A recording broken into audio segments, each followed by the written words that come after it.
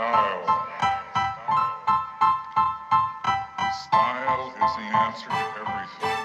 A fresh way to approach a dull or dangerous thing. To do a dangerous thing with style is what I call